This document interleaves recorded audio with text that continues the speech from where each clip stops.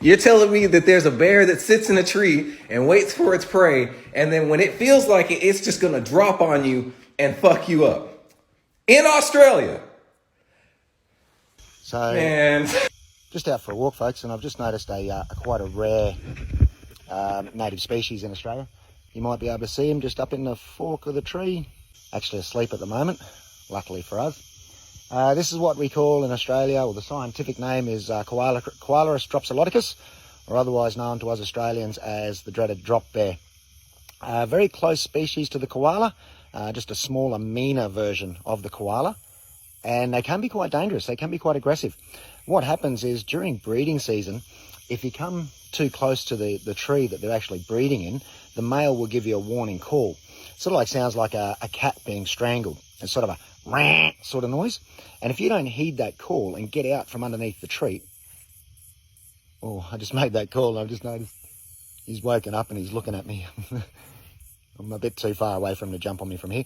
But if you don't heed that call and get out from underneath that tree, the male, he'll actually drop down out of the tree and he'll attack you. And they're quite vicious little creatures. There was a lady just down the road here actually a couple of weeks ago that got attacked by a drop bear. And she ended up getting 16 stitches in her ear, where the drop bear actually grabbed hold of her ear and tried to rip her ear clean off her head.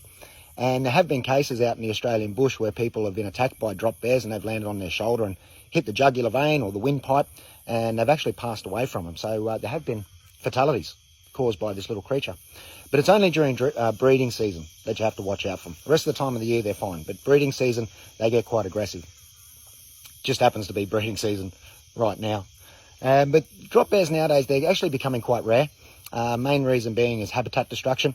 A lot of their big old nesting trees have actually gone. They were gone back in the 1800s during the logging period. And back in those days, in the logging period, they had a big problem with drop bears. You know, as they were logging down the trees, the drop bears would drop down and attack them. So they realised if they got this yeast extract and they put the yeast extract behind their ears, if a drop bear landed on them, it'd smell the yeast extract, it didn't like the smell, and it would jump off, it wouldn't attack. So they used to use yeast extract as like a drop bear repellent. Anyway, being out in the bush and not having a lot to eat, they realised they could take this yeast extract, put it on their damper in the morning or on their bread, and they could eat it.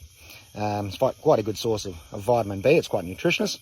And yeah, they could eat it, and eventually someone mass-produced it, marketed it, called it Vegemite. And that's where Vegemite first came from. It was originally used as drop bear repellent to stop these little guys from ripping your ears off while you're out in the bush. So if you're coming down to Australia, watch out for them. Okay, they can be quite vicious. If you don't believe me, just Google drop bear.